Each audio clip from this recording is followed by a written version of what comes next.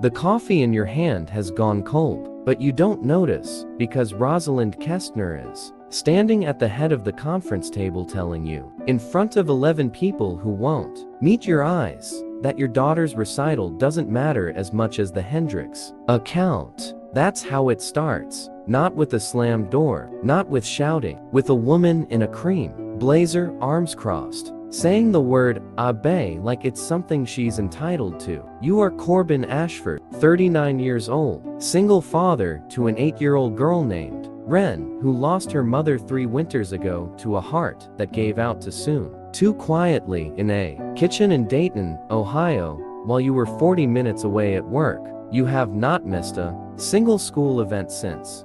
Not one. Not the pancake breakfasts. Not the parent-teacher nights. Not the Tuesday she had a fever and you sat in the school nurse's office holding her hand until p.m. because you'd rather lose a paycheck than lose a moment. Rosalind doesn't know any of that. Or maybe she does, and it simply doesn't register as a fact worth holding on to. The Hendrix presentation is Friday at 6. She says, tapping a manicured finger against the table like a metronome, counting down your obedience. That's non-negotiable. My daughter's recital is Friday at 6, you say. Your voice doesn't shake. You're surprised by that. Then reschedule your daughter. Somebody near the window inhales sharply. You don't look to see who. I can send the full deck by Thursday night, you say. Everything's ready. I just need someone else to present. I need you to present it, Corbin. You built the relationship with their CFO. That's the whole point of relationship management, isn't it? Or should I remind everyone in this room what we pay you for? The room is very quiet. Somewhere outside, a delivery truck backs up, beeping like a heartbeat monitor. I've given this company for years, you say, and you can feel something settle in your chest. Something that has been rising slowly for months, maybe longer. I've missed birthdays for this company. I've missed my own doctor's appointments. I have not missed one thing that belongs to my daughter. And I am not going to start on a Friday in October because you decided a spreadsheet outranks an 8-year-old girl playing violin for the first time in her life. Rosalind's jaw tightens. She's 29 years old, 3 years into running a company her father built and then handed to her the way some men hand down a watch without asking if she actually wanted it or knew what to do with it. You've watched her grow harder every quarter, like something in her keeps calcifying, turning what might have been decency into a kind of armor she mistakes for leadership. Then you have a choice, she says, and here it comes. The words that will follow you for the rest of your life, the ones that will end up etched somewhere in your memory. The way a scar sits under skin, obey or quit. You look at her for a long moment. You think about Wren's small hands gripping that violin, bow like it's the only solid thing in a world that took her mother away too soon. You think about the promise you made at her mother's funeral, whispered into the collar of a black coat, while relatives you barely knew hovered nearby with casseroles and pity. I will not miss you. Growing up, I will be there every time. And then, for the first time and for years, you smile at Rosalind Kestner. Not a polite smile. Not a customer service smile. A real one, slow and certain. The kind of smile that comes from a place past anger, somewhere calmer and colder and more solid than rage could ever be. Okay, you say. She blinks. She wasn't expecting that word to come out so easily. Okay, she repeats. Okay, you say again, standing, buttoning your jacket. I quit. The silence that follows has a texture to it.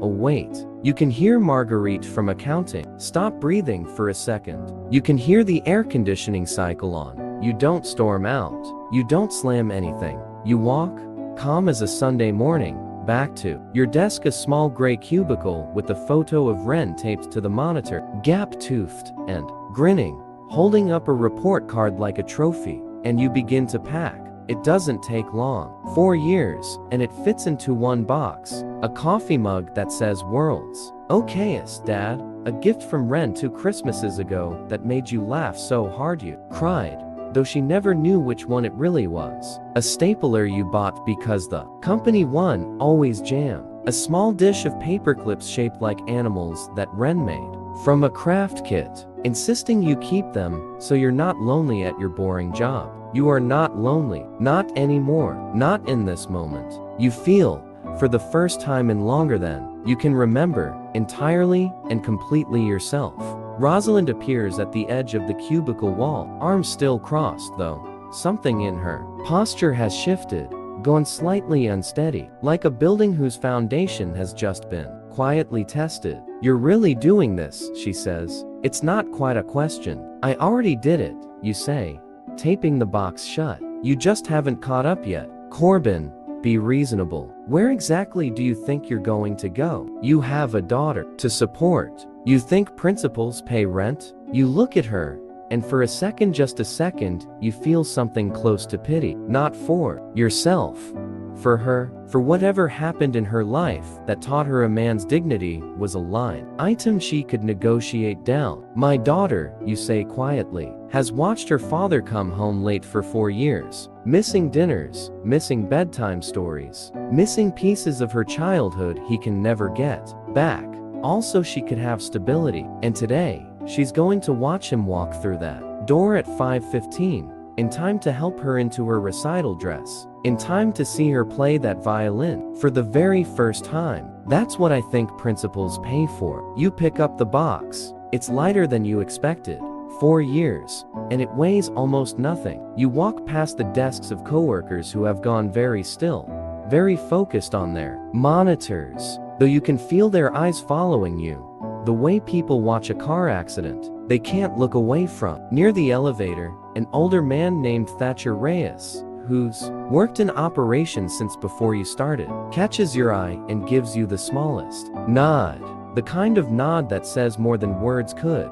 I've wanted to do that for 6 years. The elevator doors close. Your reflection in the brushed steel looks tired, but steady.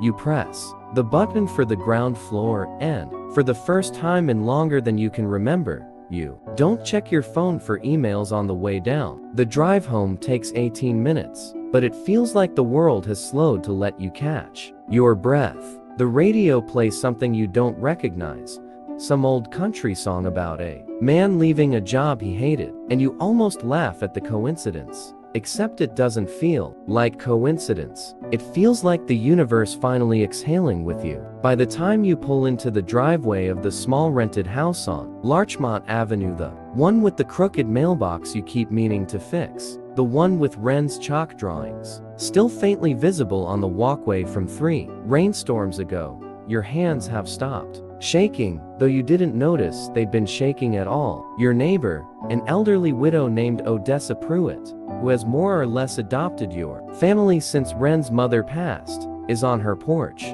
watching Ren practice scales through the open window with the patience of a woman who is nowhere else she'd rather be. She waves at you, and something in your face must tell her everything, because her smile falters into concern. You're home early, she calls. I'm home for good, you say, and it comes out steadier than you expect, like a decision finally settling into your bones. Inside, Ren is sitting on the living room floor in her socks, violin across her lap, sheet music spread out like a small battlefield of pencil marks and eraser smudges. She looks up, and her whole face rearranges itself into pure light, the way it always does when she sees you. Daddy, you're home early. I am, you say, kneeling down to her level, setting the box quietly by the door, where she won't ask about it, not yet. I wanted to make sure I had plenty of time to see the most important violinist in Ohio tonight. She beams. She has her mother's smile,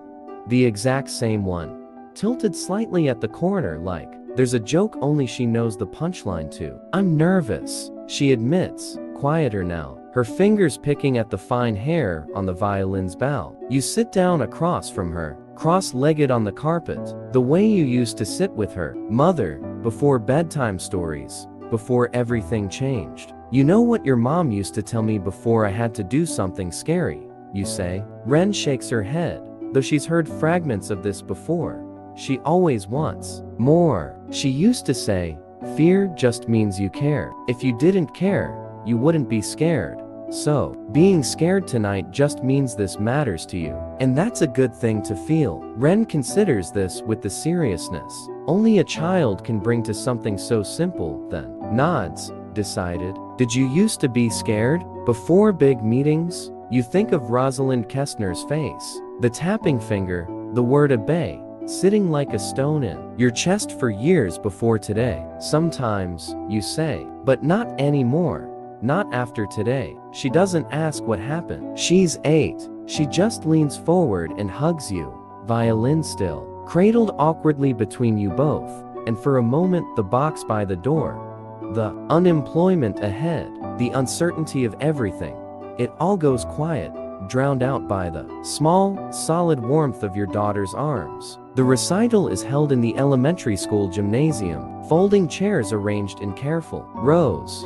A banner reading Fall Music Showcase taped slightly crooked above the makeshift stage. You sit in the third row, Odessa beside you. Because you invited her, because family isn't always blood. Sometimes it's the woman next door who brought soup every week for a year after your wife died, and never once made you feel like a burden for needing it. When Ren walks out, violin tucked under her chin, small, in a navy dress that used to be her mother's, altered, hemmed, kept your throat tightens in a way that has nothing to do with the CEO, the job, the box still sitting unopened in your trunk. She plays Ode to Joy, slightly halting in places, a little too fast in the second verse, one note that wavers and nearly cracks, and it is, without exaggeration, the most beautiful thing you have ever heard in your life. When she finishes, the gymnasium erupts, and you are on your feet before you realize you've stood, clapping until your palms sting, and Ren finds your face in the crowd and grins so wide, you can see the gap where her front tooth used to be. You think, in that moment, that no account, no quarterly report, no CEO's approval could ever be worth what you're feeling right now. Whatever comes next, and you know something will. Bills don't pause for principle. You know, with total certainty, that you made the only choice that mattered. The weeks that follow aren't easy. You'd be lying if you narrated it any other way. And you promised yourself, packing that box, that you'd never lie to Ren about hard things again, not even by omission. Money gets tight. You take freelance consulting work where you can find it, staying up past midnight, some nights while Ren sleeps, running numbers for small businesses who can't afford agencies, but can scrape together enough to pay a man who actually cares whether their books balance. Odessa watches Ren after school 2 days a week, refusing payment, saying only, "You'll do the same for someone else's kid someday." That's payment enough. 3 weeks in, you get a call from Thatcher Reyes, the man who nodded at you by the elevator. "Things have gotten strange around here," he says, voice low, like he stepped into a stairwell to talk. "Rosalind's been different since you left. Distracted. The Hendricks account fell through, by the way. Word is, their CFO asked specifically for you, and when they found out you'd quit, they walked." You don't feel triumphant hearing this. You feel mostly tired and a little sad, the way you might feel hearing that a storm finally hit a house you'd warned someone about. "I hope she's okay," you say, and you mean it. More than you expect to. "She asked about you," Thatcher says. "Wanted your number. I told her I'd ask first." You think about it for a long moment. The box, the word obey, the recital, your daughter's small hand in yours walking out of that gymnasium glowing with pride. You think about second chances, and how rare they are, and how rarely people deserve them, and how sometimes they do. "Give it to her," you say, finally. Rosalind calls 2 days later. Her voice, when you answer, sounds different than it did in that conference room, smaller somehow, stripped of the armor. "I owe you an apology," she says. No preamble, like she's been rehearsing it in the mirror and finally found the courage to say it out loud. A real one, not a company one. You don't say anything, just let her continue, because some apologies need room to breathe before you respond. "My father built that company by working every weekend for 30 years. She says, "He missed my whole childhood doing it, and somewhere along the way, I decided that was just what leadership looked like. Sacrifice, obedience. The job comes first. I thought I was building something strong. I think I was just repeating something broken. You listen to the quiet hum on the line, the distant sound of her breathing steadying itself. I watched you pack that box, she continues, and smile while you did it, and I couldn't understand it. Not for weeks. And then last night, I sat in my empty office at 9 p.m. the way I do every night, and it hit me. You weren't smiling because you'd lost something. You were smiling because you'd finally gotten it back. What do you want, Rosalind? You ask gently, because there's no cruelty left in you toward her. Only a kind of tired clarity. I want to offer you your job back, she says. Better title, better pay. And I want to tell you, no recital, no school event, no doctor's appointment for your daughter will ever again compete with the deadline in this company. Not while I'm running it. I mean that. I'm changing the policy, company-wide, starting Monday. You sit with this for a moment, turning it over. The old you, for years ago exhausted and grieving and terrified of failing his daughter financially, might have said yes on the spot, out of relief alone. But you are not that man anymore. That man packed a box and drove home 18 minutes early and never regretted it once. I appreciate that, you say, but I think I'm going to keep doing what I've been doing. Working for myself, being home by 5. I built something small these past few weeks, and it's mine, and it fits around my daughter instead of asking her to fit around it. There's a pause, and then, surprisingly, Rosalind laughs. A real laugh, warm, little sad. That's the smartest answer anyone's given me in years, she says. Would you at least consult for us? Advise on client relations? On your terms, your hours. You think about it, about balance, about second chances given and received, about the strange, winding way life sometimes hands you exactly what you need.